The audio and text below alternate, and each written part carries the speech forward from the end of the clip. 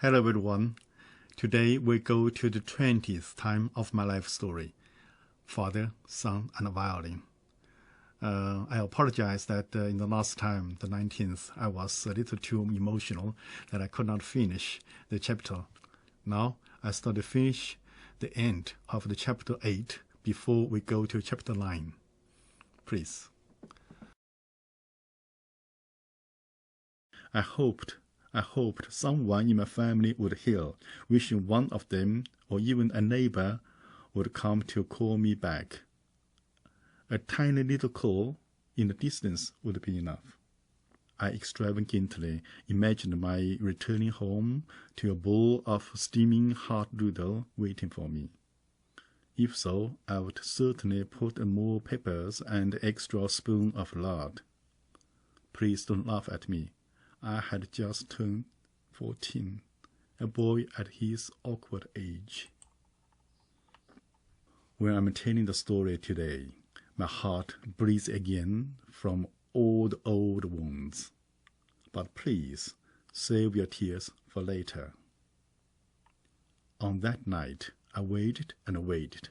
The dream of someone calling me back never did happen. I held my violin and lay my head on the rail. Slowly, I brought myself into a dreamland. To be continued.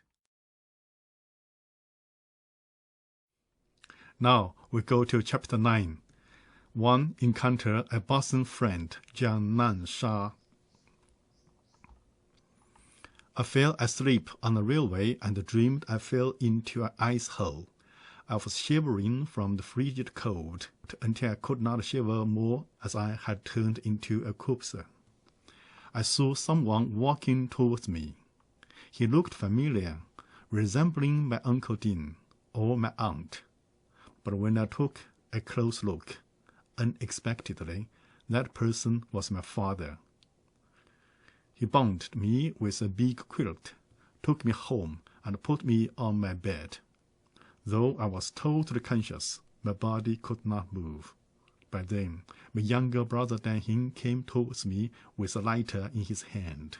He made a fire with lighter and started to burn my quilt. I yelled desperately, "Don't burn my violin, don't!" "I'm not burning your violin. I'm just burning some rotten railwood to dry your clothes." My baby brother's voice had changed to that of a young man. I woke up from my dream and found myself in bed, not alone but together with the unknown young man. I jumped down from the bed with alarm, then realized I was naked, totally, not even wearing underpants. I was soon trembling again. "They should be dry now. Quickly put them on, or you will catch a cold." The young man pointed to my clothes by the fireplace.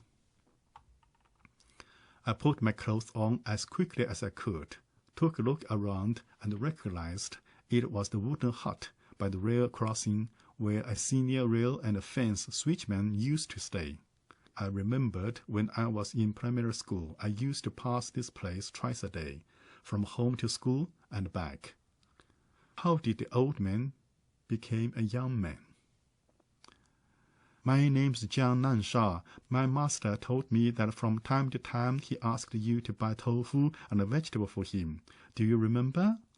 That young man introduced himself to me. Jiang Nansha, I thought. In English, it should be river sound wave. How can a rail switchman have such a romantic, capitalist, full old name?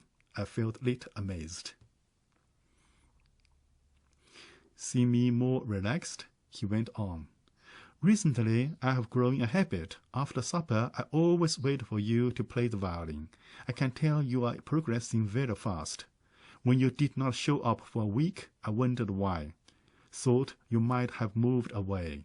Luckily, I heard you again yesterday, but your unusual playing on the song Home, Home, Sweet Home," he also knows Home, Home, Sweet Home, made me a little worried. But not until I went to switch the rail did I find you were falling asleep on the railway. Very dangerous, you see.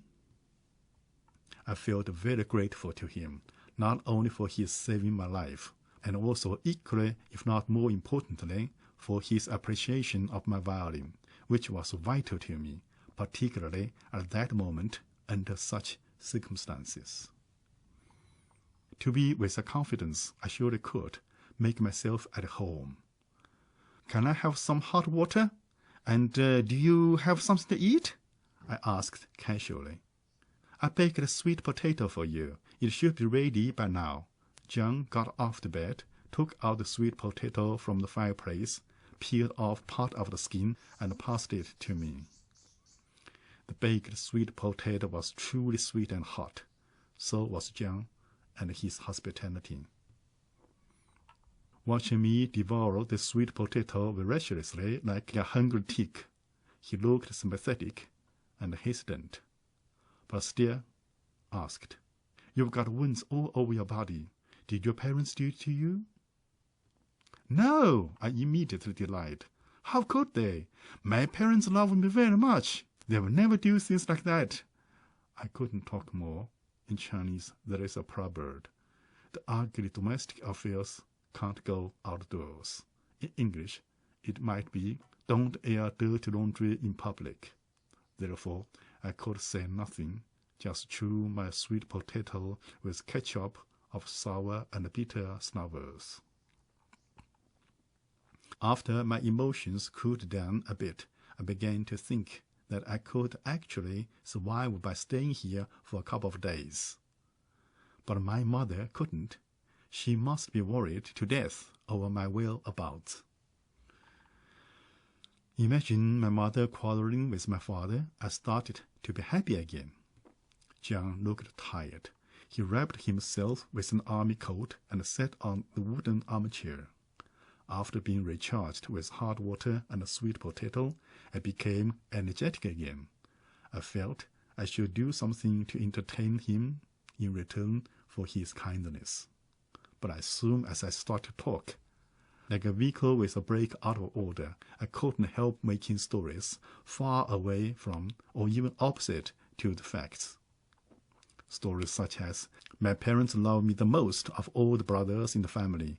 They forced me to learn the violin and put all their hope on me to become a dragon, to be rich and famous, blah, blah, blah." The armor clock rang. John suddenly stood up, caught my hot air, and said to me, "I have to go switch the rail. I think you are tired too. If you can't go home tonight, you may stay here. Tomorrow we will have bread. We will have bread." He imitated the tone of Violin in the movie Violin in 1918, smiling with a sense of humor. Like that, I made Jiang Nanshua's acquaintance. Later, became one of the most important figures in my life, influencing my thoughts and impacting my life. Go on. 2. I became the devil. 2. I became the devil harming everybody around me. Let me continue my story about staying overnight with Jiang Nanshua. When I woke up next morning, I found myself again in Jiang's little blank bed. Jiang, no longer a stranger but rather a friend, was still sitting on the wooden armchair wrapped in his arm overcoat. Army items were the most popular and most common among the civilians during the Cultural Revolution. Just imagine how much money the army made from the civilians. Everyone wear army uniforms, army shoes, army bag.